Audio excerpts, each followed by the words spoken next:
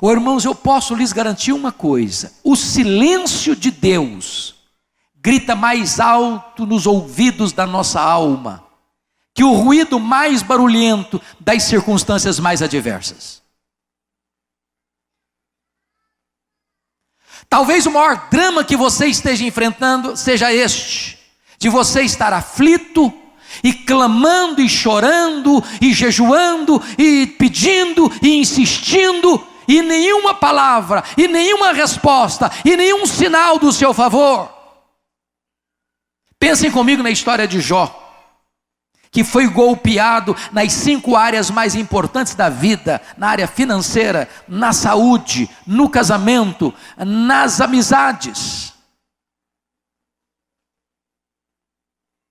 Ele foi golpeado, perdeu tudo que tinha, enterrou os filhos.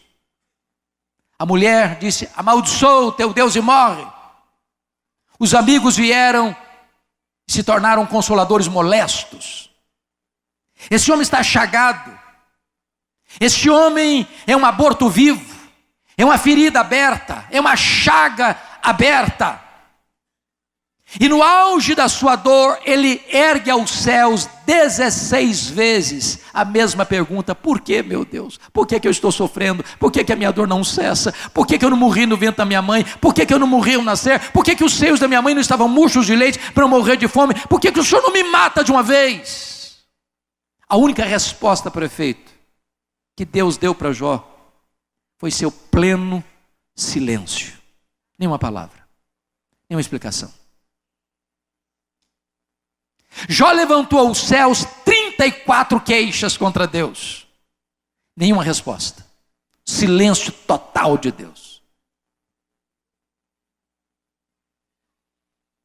Talvez os discípulos estejam lidando com isso. Como é que eu posso conciliar a gravidade do meu problema e nenhuma resposta do céu? Agora deixa eu dizer uma coisa para você: quando Deus está em silêncio, não significa que ele está inativo. O silêncio de Deus é pedagógico. O silêncio de Deus significa levar você a uma situação onde você tem plena consciência que os seus recursos são nulos. E quando você chega à plena consciência de que você não tem como resolver, você não tem recursos na mão para resolver, então Deus age soberanamente, Deus age sobrenaturalmente para que toda a glória seja dele. Foi no auge da sua dor que Jó fez uma declaração maravilhosa. Ele diz o seguinte: uma coisa eu sei, é que o meu Redentor vive, e eu verei o meu Redentor. E esse Redentor inspira canções de louvor nas noites escuras. E de repente Deus começa a se revelar para ele na sua grandeza, na sua majestade, no seu poder. E Jó começou a botar a mão na boca e disse: meu Deus, eu te conheci só de ouvir, mas agora os meus olhos te veem. Por isso eu me abomino no pó e na cinza. Entenda uma coisa: ainda que você não saiba como resolver os seus problemas, ainda que você tenha perdido o controle do seu barco, ainda que a fúria dos ventos e ainda que a fúria da tempestade jogue a sua vida de um lado para o outro e você parece que está à deriva, saiba disso: Jesus está no controle da sua vida. Pois bem, diz o texto que Jesus então se levantou, repreendeu o vento, repreendeu o mar, fez-se grande bonança. E agora, não é aqueles homens mais que perguntam a Jesus, versículo 30, versículo 40 agora diz que é Jesus quem pergunta para eles assim: por que sois assim tímidos? Como é que não tendes fé? Agora deixa eu fazer uma perguntinha: se você e eu estivéssemos lá, teríamos agido da mesma maneira? Irmãos, eu fiz apenas um cruzeiro, um navio grande. Já fiz outros cruzeiros pequenos, mas num navio grandão foi a primeira vez. Saímos de Santos para as praias do Rio. E eu prometi para mim mesmo nunca mais fazer outro na vida. Nunca mais. Ondas de 5 metros. Todo mundo nauseado. Você fazia a seguinte oração: ou eu durmo ou eu morro. Agora pense comigo de noite, num barco frágil, o mar revolto, o vento fuzilando, o barco se enchendo de água, a morte mostrando a sua caranga. Você teria medo? Aí Jesus chega para os homens e faz uma pergunta, mas muito complicada para responder. Por que vocês estão com medo? Como é que vocês não têm fé? A grande pergunta é por que aqueles discípulos deviam ter fé e não medo.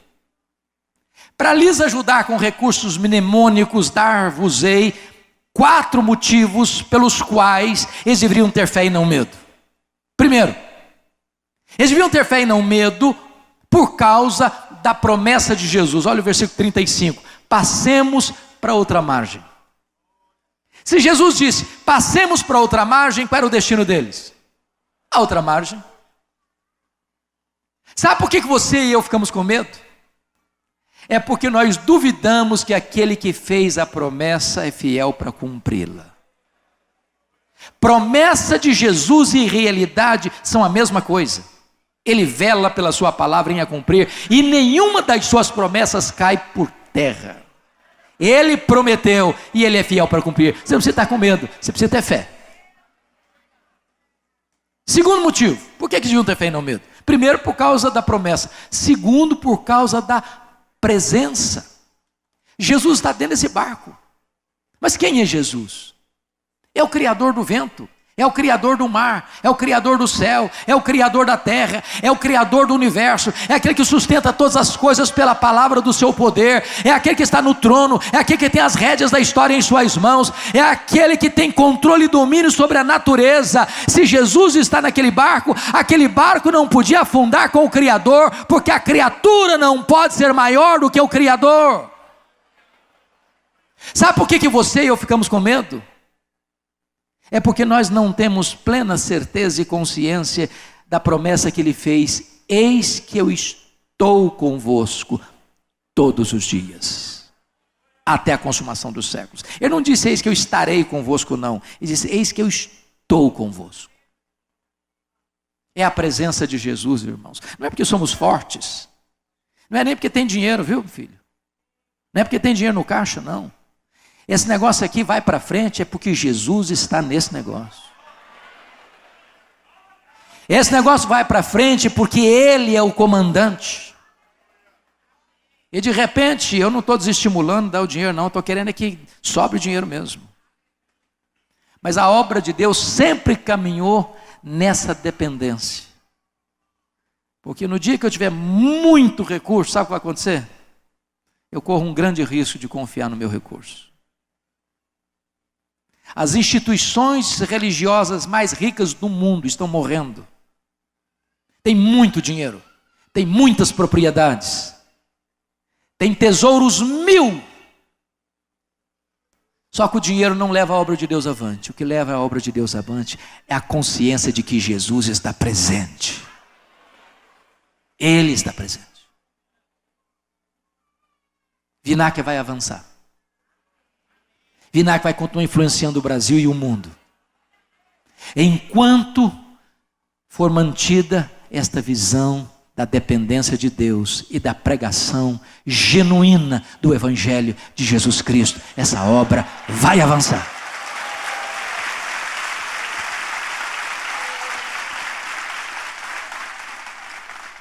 Eu acho curioso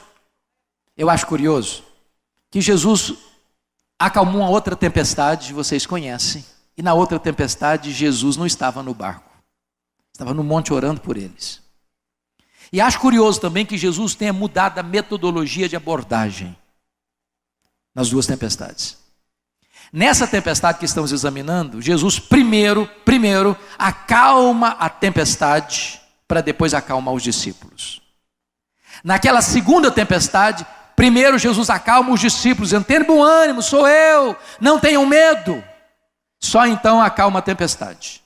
A pergunta é: por que ele mudou de metodologia? Para nos ensinar uma lição. Tem hora, senadora, que a tempestade está dentro de nós. Tem hora que a tempestade está fora de nós. Tem hora que a tempestade é a circunstância. Tem hora que a tempestade é o sentimento. Jesus sabe diagnosticar qual é a sua tempestade de hoje. Se ela está do lado de fora ou se ela está do lado de dentro. E Ele é poderoso para acalmar a que está dentro de você e a que está fora de você.